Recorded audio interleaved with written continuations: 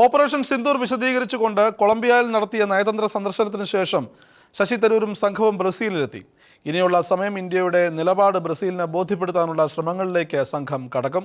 അതേസമയം സ്വന്തം പാർട്ടിയിൽ നിന്ന് ഉയരുന്ന വിമർശനങ്ങളൊന്നും തൽക്കാലം ഗൗനിക്കാൻ തരൂരും തയ്യാറല്ല. സ്വന്തം പാർട്ടിയിൽ നിന്നടക്കം തനിക്കെതിരെ ഉയരുന്ന വിമർശനങ്ങളെക്കുറിച്ച് ഇപ്പോൾ ചിന്തിക്കുന്നില്ലെന്നാണ് തരൂർ പറയുന്നത്.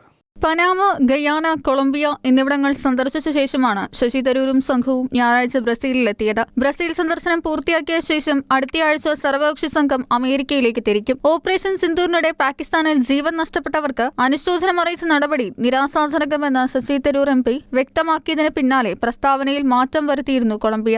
ഓപ്പറേഷൻ സിന്ദൂറിന്റെ ഭാഗമായുള്ള സർവകക്ഷി പ്രതിനിധി സംഘം ഇന്ത്യയുടെ നിരാശ അറിയിച്ചതിന് പിന്നാലെയാണ് പ്രസ്താവന തിരുത്തി ഇന്ത്യക്ക് പിന്തുണ നൽകാൻ കൊളംബിയ ഒരുങ്ങിയതെന്ന് ശശി തരൂർ പറഞ്ഞു.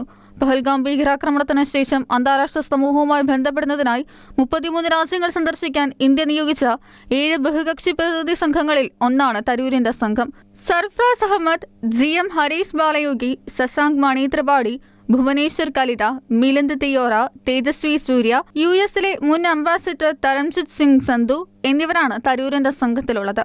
അതേസമയം സർവകക്ഷി സംഘത്തിൽ ശശി തരൂരിനെ സർക്കാർ നിയമിച്ചതിൽ കോൺഗ്രസിനുള്ളിൽ അമർഷമുയർന്നിരുന്നു. ഈ ദൗത്യത്തിനായി തെരഞ്ഞെടുക്കാൻ പാർട്ടി നൽകിയ പേരുകൾ കേന്ദ്രം അവഗണിച്ചുവെന്നായിരുന്നു കോൺഗ്രസ് ആരോപണം.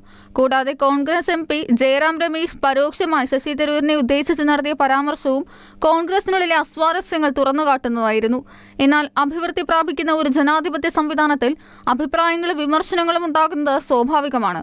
എന്നാൽ ഈ ഘട്ടത്തിൽ അതിനെക്കുറിച്ച് ചിന്തിക്കാൻ കഴിയില്ല. ഇന്ത്യയിലേക്ക് മടങ്ങിയെത്തുമ്പോൾ സഹപ്രവർത്തകരോടും വിമർശകരോടും മാധ്യമങ്ങളോടും സംസാരിക്കാൻ അവസരം ലഭിക്കും. ഇപ്പോൾ ശ്രദ്ധ കേന്ദ്രീകരിക്കുന്നത് സന്ദർശിക്കുന്ന രാജ്യങ്ങളിലും ഇവിടുത്തെ ജനങ്ങളിലേക്ക് സന്ദേശം എത്തിക്കുന്നതിലുമാണെന്ന് ശശി തരൂർ വ്യക്തമാക്കി.